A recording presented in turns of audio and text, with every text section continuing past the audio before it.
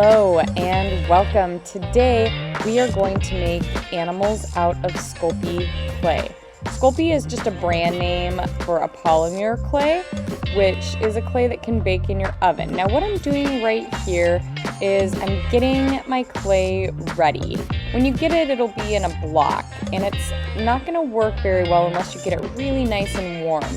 So you can see I'm even breaking it up into smaller pieces. Now when I was younger, I actually used to put it in a Ziploc bag and sit on it for a while I was doing something else, because that would also warm it up. So I'm going to get out some of the tools I'm going to use to make this sculpture. Now this is just part one, but I'm going to need tin foil, a rolling pin. I've got the butt end of a paintbrush and a pin and a paper clip. You can also get polymer clay tools. They're plastic, and you can get those at any store that sells art and craft supplies. Not any store, but I'm sure you could get them online as well, especially now with not being able to go to the stores as much. Well, I could make you guess what animal I'm going to make, but since it was already in the title strip, I'll tell you I'm going to make a sea otter. Now, why am I squishing up tinfoil? Great question. I'm squishing up tinfoil because the clay is not going to bake in the oven all the way through. So what I'm doing with the tinfoil is making an armature or an inside piece for the clay. So I'm going to roll it out thin. That way the clay will bake all the way through and I'll have a hard sculpture. It also conserves clay a little bit. So I'm rolling out a nice sheet. You'll see this isn't like earthenware clay where it sticks to the table. I'm just going to roll it up in there, and I'm going to start shaping the sea otter's body. Now, sea otters are amazing creatures. I was reading about them, and 90% of them are found on the Alaskan coast. You can see here I'm pinching down. I'm going to use that extra clay and go straight into the tail, just saving myself a little bit of work. Sea otters have to eat 20 to 40% of their body weight every day. And that's so that they can keep warm. They don't keep a blubber store like other animals, so their fur is also very important. And if it gets dirty, they can't stay warm, so they're obsessive about cleaning themselves. So you can see here I'm continuing to shape, and the next thing I'm going to do is build a head.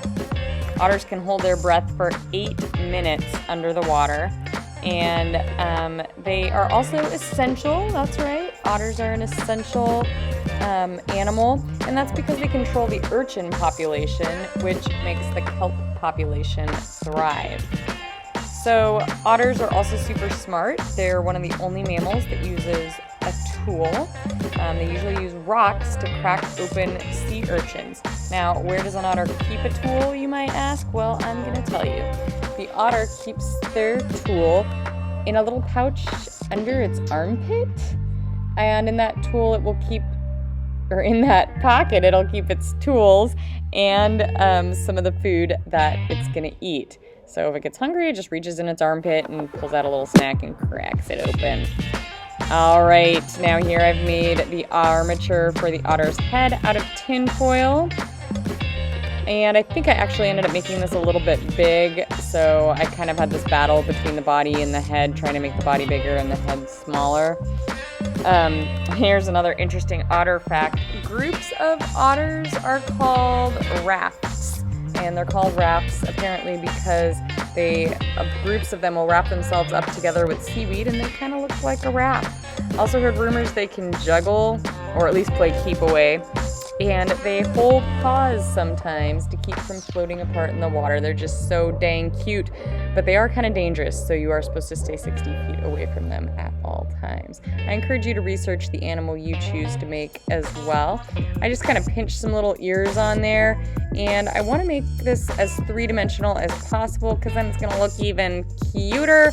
So I am building a little snout on him there, and pressing down around the outside. Just trying my best. I'm holding that up a little closer to the camera there so you can see more what I'm doing.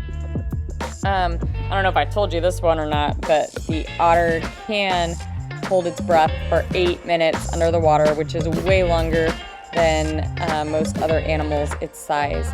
So it actually will spend a lot of time down there looking for fishes. So this is also not like stoneware clay because you don't have to slip and score. You just have to press it together really good. And you'll see occasionally that I'll like roll my sculpture on the desk, and that's just to smooth out the clay because sometimes the tinfoil will poke through and be a little bumpy. If it does that, I'll just add a little more clay to it and then smooth it out. I also kind of use the paintbrush as a mini rolling pin.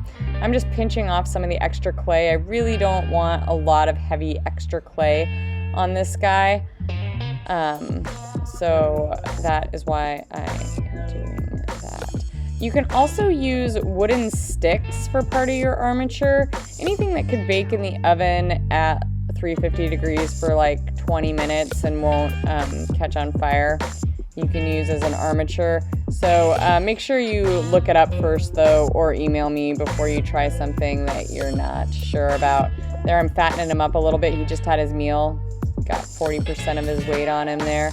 I used to love making sculptures. Actually, it was called Fimo Clay, the brand that I used when I was younger. It was a lot harder to work with, but I fell in love with it because of the movie Wallace and Gromit. I don't know if you guys have seen those. The artist's name is Nick Parks, and Nick Parks is a claymator, and he's done other movies as well. I believe he did Chicken Run, and so these artists actually make their own little eyelids and eyeballs, eyelashes, everything out of this clay.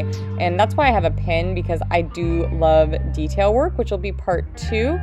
But before I do details, I am going to add the 4 paws, or 2 paws and 2 legs. I got to get my anatomy of the otter right. I learned so much from these YouTubes because I try to learn a little bit of the facts about them before I just start. And I'm super excited tomorrow to make part 2 of this because that's when I get to start doing all the little details. I cannot wait to see what animal you choose and what you're going to start doing. So get really excited about this. Plan your sculpture. Look online because there's a ton of super cute ideas and techniques on there. And most of all, have a great day and stay creative. You guys are fantastic.